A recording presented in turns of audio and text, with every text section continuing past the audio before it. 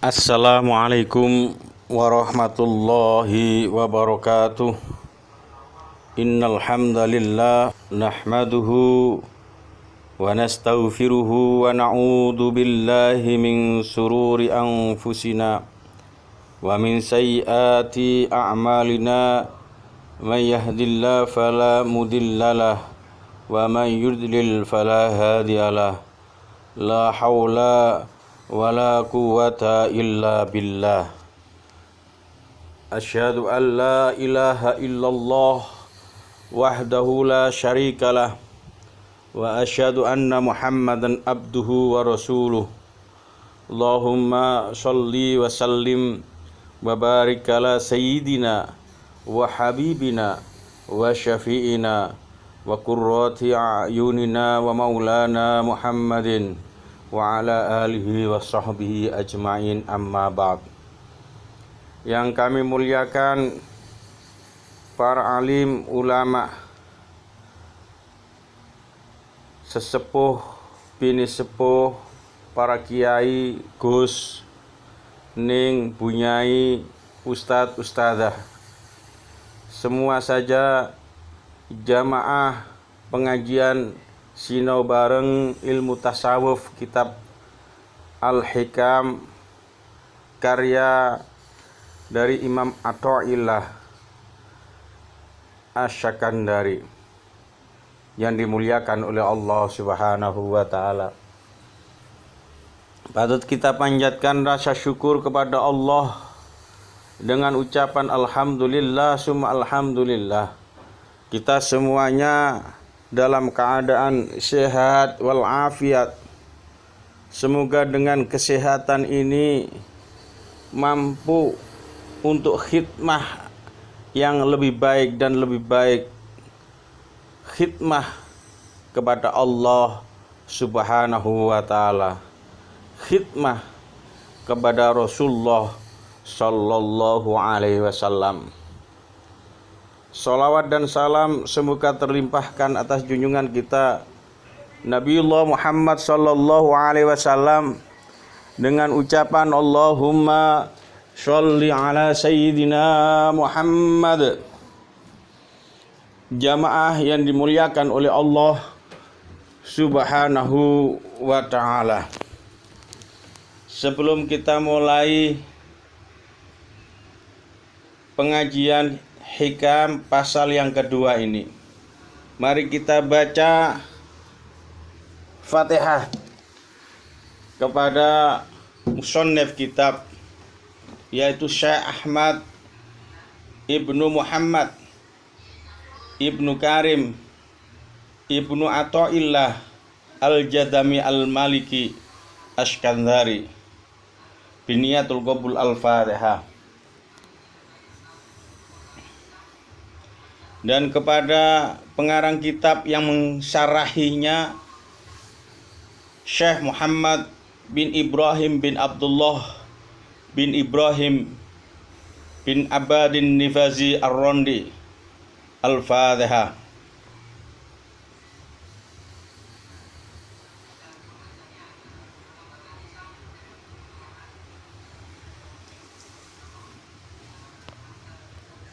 Bismillahirrahmanirrahim.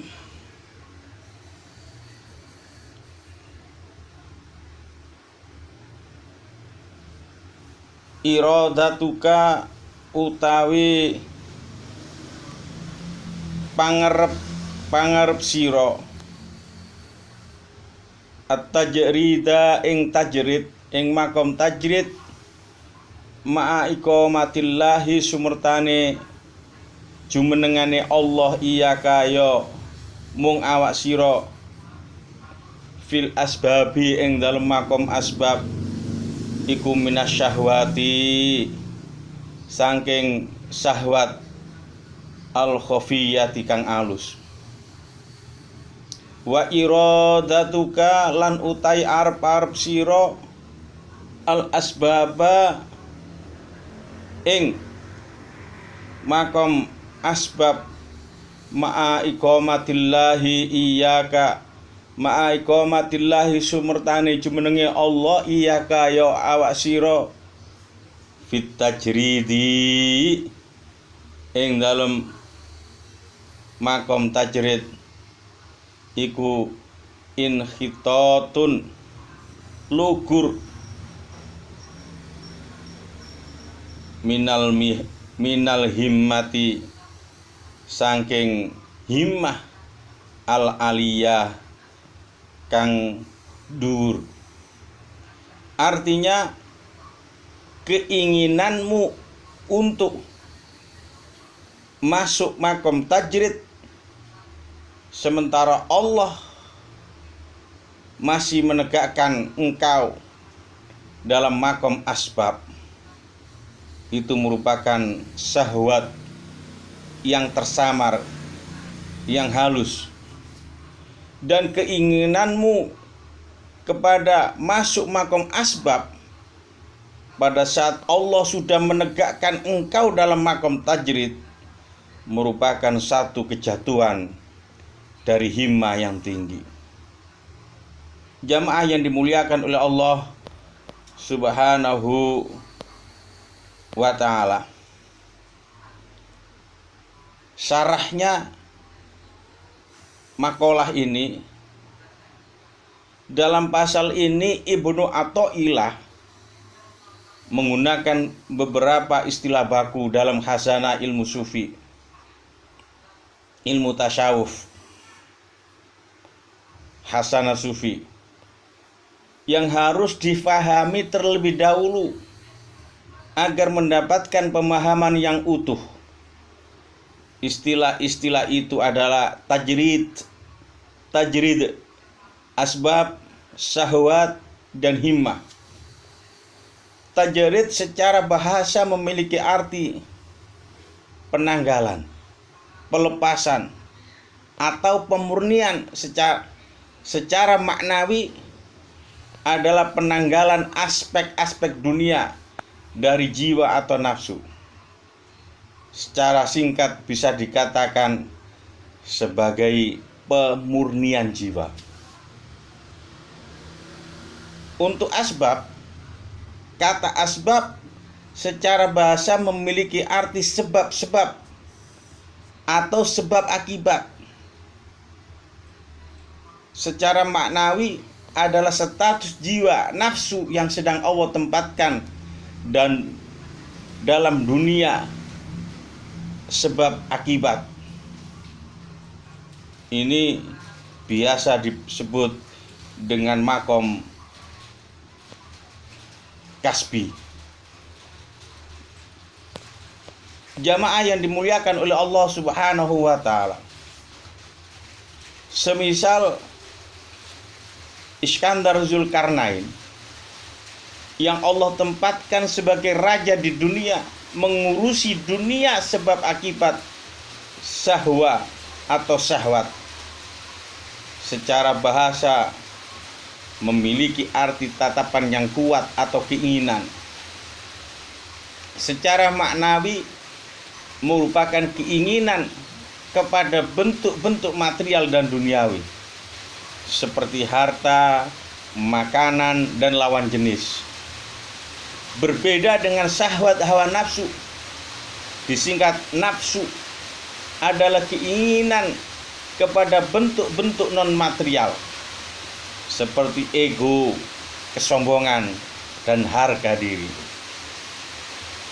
Himmah merupakan lawan kata dari syahwat yang juga memiliki arti keinginan. Namun bila syahwat merupakan keinginan yang rendah, maka himmah adalah keinginan yang tinggi, keinginan menuju Allah Subhanahu wa ta'ala. Ada kalanya Allah menempatkan seseorang dalam dunia makom asbab dalam kurun tertentu, misalnya untuk mencari nafkah, mengurus keluarga, atau memimpin negara. Bila seseorang sedang Allah tempatkan dalam kondisi asbab itu, namun ia berkeinginan untuk masuk ke makom tajrid, misalkan dengan beruzlah, maka itu dikatakan sebagai syahwat yang samar. Sebaliknya, saat Allah menempatkan seseorang dalam makom tajrid, namun dia justru menginginkan makom asbab, maka itu merupakan sebuah kejatuhan dari keinginan yang tinggi. Inilah pentingnya untuk berserah diri dalam bersuluk, agar mengetahui kapan seseorang harus tajrid dan kapan seseorang harus terjun dalam dunia asbab. Semua kehendak seorang salik haruslah berkesesuaian dengan kehendak Allah. Sebagai seorang yang beriman, haruslah berusaha menyempurnakan imannya dengan berpikir tentang ayat-ayat Allah dan beribadah, dan harus tahu bahwa tujuan hidup itu hanya untuk beribadah, menghamba kepada Allah sesuai tuntunan Al-Quran. Tetapi setelah ada semangat dalam ibadah, kadang ada yang berpendapat bahwa salah satu yang merepoti, mengganggu dalam ibadah, yaitu bekerja kasab, lalu berkeinginan lepas dari kasab usaha dan hanya ingin melulu beribadah. Keinginan yang seperti itu termasuk keinginan nafsu yang tersembunyi dan samar. Sebab seorang hamba menyerah kepada apa yang dipilihkan oleh majikannya, apalagi kalau majikan itu adalah Allah yang maha mengetahui tentang apa yang terbaik bagi hambanya. Dan tanda-tanda bahwa Allah menempatkan dirimu dalam golongan yang harus berusaha kasab apabila terasa ringan bagimu sehingga tidak menyebabkan lalai menjalankan suatu kewajiban dengan agamamu, juga menyebabkan engkau tidak tamak atau rakus terhadap milik orang lain. Itu tanda-tanda bahwa engkau pada dasarnya masih makom asbab atau makom kasab. Dan tanda-tanda bahwa Allah mendudukkan dirimu dalam golongan hamba yang tidak berusaha atau makom tajrid apabila Tuhan memudahkan bagimu kebutuhan hidup dari jalan yang tidak tersangka-sangka. Rizkinya adalah rezeki min haitsu la yahtasib. Kemudian jiwamu tetap tenang ketika terjadi kekurangan, karena tetap ingat dan bersandar kepada Allah Subhanahu wa ta'ala dan tidak berubah dalam menunaikan kewajiban-kewajiban. Syekh Ibnu Abdullah berkata, aku datang kepada guruku Syekh Abu Abbas Al-Mursi. Aku merasa bahwa untuk sampai kepada Allah dan masuk dalam barisan para wali dengan sibuk pada ilmu lahiriah dan bergaul dengan sesama manusia kasab agak jauh dan tidak mungkin. Tiba-tiba sebelum aku sempat bertanya kepada guruku, beliau bercerita ada seorang ahli di bidang ilmu lahiriah.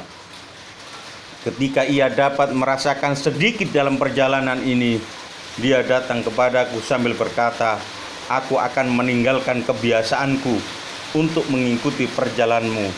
Aku menjawab, bukan itu yang kamu harus lakukan, tetapi tetaplah dalam kedudukanmu, sedang apa yang akan diberikan Allah kepadamu pasti sampai kepadamu. Itu saja yang bisa saya sampaikan. Mari kita syukuri ridho apa yang sudah menjadi ketetapan Allah kepada diri kita, yang tahu bahwa apakah kita itu makom kasbi atau makom tajrid adalah diri kita sendiri. Diri kita sendiri. Untuk itu tetap husnudzon kepada Allah dan selalu ridho atas semua kosam bagian yang Allah berikan kepada kita. Insya Allah dengan kita ridho, Allah akan memberikan mardiyah ridhonya kepada kita. Wallahu a'lam bishawab. Akhiran, ilahi anta maqsudi waridhaka matlubi, a'tini mahabbataka wa ma'rifatak. Wassalamualaikum warahmatullahi wabarakatuh.